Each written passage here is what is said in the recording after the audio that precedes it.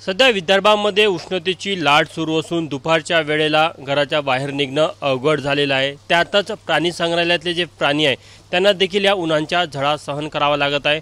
त्यामुळे नागपूरचं महाराज बाग प्राणी संग्रहालय इथे प्राण्यांसाठी विशेष उपाययोजना करण्यात आलेल्या आपण बघू शकतो की ते जो बिबट्यांचा पिंजरा आहे त्या पिंजऱ्यामध्ये कूलर लावण्यात आलेला आहे। सोबत वरच्यावर इथे अशा प्रकारे पाण्याचा फवारा देखील मारला जात आहे, कारण की आतमधलं जे तापमान आहे ते नियंत्रित राहावं, कारण की प्राण्यांना देखील मोठ्या प्रमाणामध्ये या उन्हांच्या झळांचा सामना करावा लागतो, त्यांना देखील त्रास होतो। या पार्श्वभूमीवर महाराज बाग प्रशासनाने अशा प्रकारे व्यवस्था केलेली आहे। वर ग्रीन नेट लावलेली आहे। सोबतच जर का बघितलं तर या महाराज बागमध्ये जितके बिबटे आहेत त्यांच्यासाठी कूलर सोबत वाघ आहे, वाघसाठी पाण्याचं एक डबकं करण्यात आलेलं आहे। इतर पक्ष्यांसाठी देखील अशाच प्रकारे वेगवेगळ्या उपाययोजना करण्यात आलेल्या आहे। तर कुठेतरी या उन्हांचा या तापमानाचा प्राण्यांना त्रास होऊ नये यासाठीचा हा प्रयत्न आपल्याला प्राणी संग्रहालय प्रशासनाचा दिसत आहे। डॉक्टर अभिजित मोटघरे आपण त्यांना विचारूया। सध्या नागपूरचा पारा हा 45 अंश सेल्सिअसच्या वर गेलेला आहे। काल ब्रह्मपुरीमध्ये 47.1 अंश सेल्सिअस तापमानाची नोंद झाली।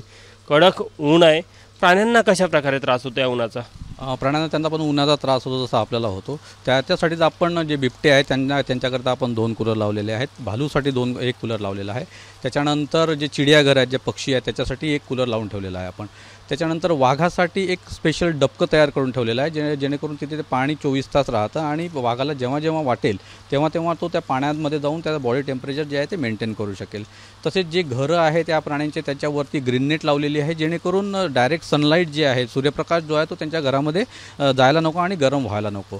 आणि जे हर्बीवोर जे जनावरं आहेत जे मोठ्या एन्क्लोजर्समध्ये राहतात त्यांच्यासाठी आपण फार प्रमाणामध्ये जे हे आहेत झाडं जे लावलेले आहेत त्या सावलीमध्ये ते बसतात आणि तिथे पाण्याचा फवारा पण आपण मारणं सुरू केलेलं आहे।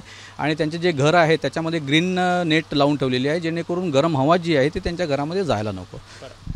विशेष करून आहारामध्ये या काळामध्ये कशा प्रकारे काळजी घेतली जाते? काही विशेष आहार दिला जातो प्राण्यांना, पक्ष्यांना? जसं भालू आहे, त्याच्यानंतर आपले जे माकडं आहेत त्यांच्यासाठी जे रसाळ जे फळं आहेत ते आपण चालू केलेले आहेत, जसे टरबूज आहे, खरबूज आहेत, आंबे आहेत, मोसंबी आहेत, हे आपण चालू केलेले आहेत। त्याच्यानंतर आपण पाण्यामध्ये त्याच्या ग्लुकोज आणि इलेक्ट्रॉलचं पाणी जे आहे ते त्यांना पाजणं सुरू केलेलं आहे। आपण बघू शकतो की जसा मनुष्यांना या कडक उन्हाचा त्रास होतो तसंच प्राण्यांना देखील होतो, त्यामुळे या प्राण्यांना त्याचा त्रास होऊ नये यासाठी महाराज बाग प्रशासनाने केलेली ही उपाययोजना आपल्याला पाहायला मिळत आहे। कॅमेरामॅन व्यंकटेश नायडूसह तुषार कोहळे, ABP माझा, नागपूर।